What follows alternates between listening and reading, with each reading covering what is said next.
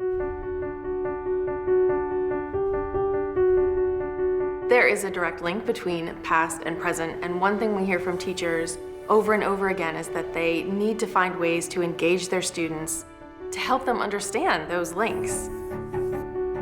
In order to move forward, our students really need to understand where we came from, how the United States was created, why it was formed, some of its founding principles, and they need to know how those principles have either changed over the last several centuries or been modified to meet our society's needs.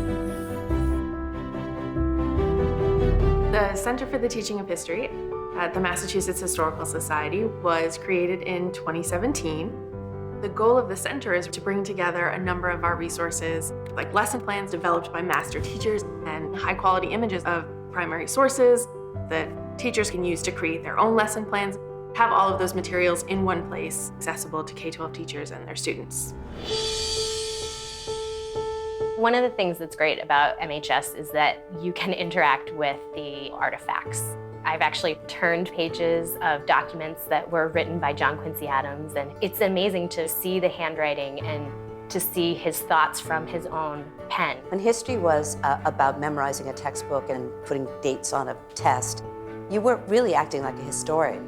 What we do is engage with primary sources. Children understand this, and when they're doing the job of the historian, they feel it. The Mass Historical Society gave us that feeling of being a historian, being able to really connect with history and having something tangible to look at and to know that someone else hundreds of years ago wrote on this page. You get to touch a little piece of history, and that was amazing. The redesigned website for the Center for the Teaching of History hopes to make the Society's resources much more accessible to teachers. We created a new menu structure that will make it easy for teachers and students to access not just the primary sources, but also support materials that will help them interpret the primary sources. What's interesting about talking with teachers and what they need is they are lacking is time. The center provides a curated set of resources, lesson plans, and interpretation so the teachers can know what's important about this document in 5 minutes or less. The Mass Historical website, especially with the redesign, is super easy to use. I like how they have the actual document images along with transcripts, and that's really helpful for me and for students.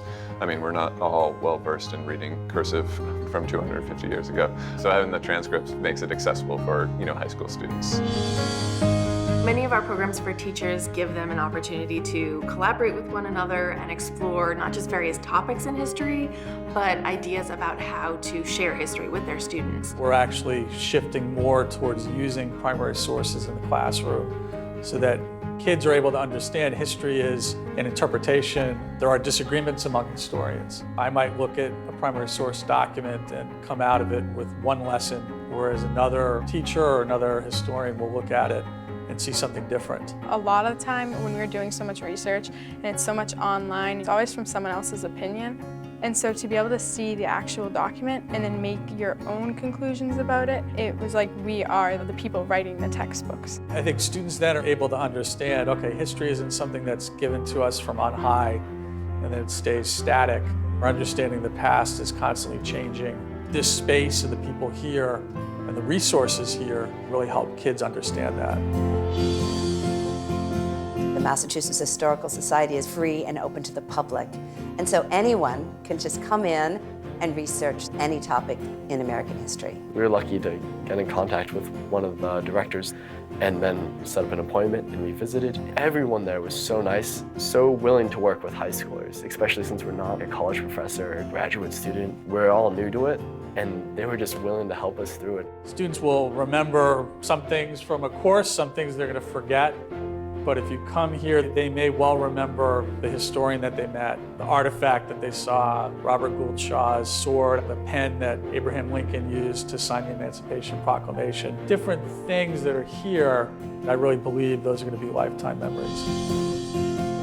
We're starting to forge collaborations with teachers, with students, and with community groups where we can bring people together, meet them where they are, and learn from each other. The center hosts a number of teacher workshops every year on a range of subjects. These programs are really wonderful opportunities for educators to meet with scholars, view primary sources, and And I think perhaps best of all, they have chances to interact with one another. Collaboration with peers is one of the best ways to grow as a professional, and at the Mass Historical Society, it really gives us an opportunity to do a deep dive into curriculum and hear about how other professionals are teaching, and then also get some ideas to bring back to our own classrooms.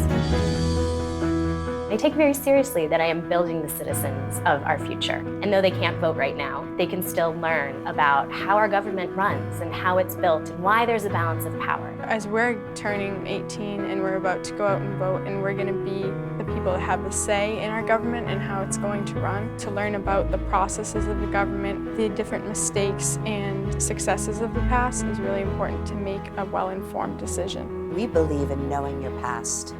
And not just for the sake of the past, but because the past informs the present and gives us the ability to imagine a future.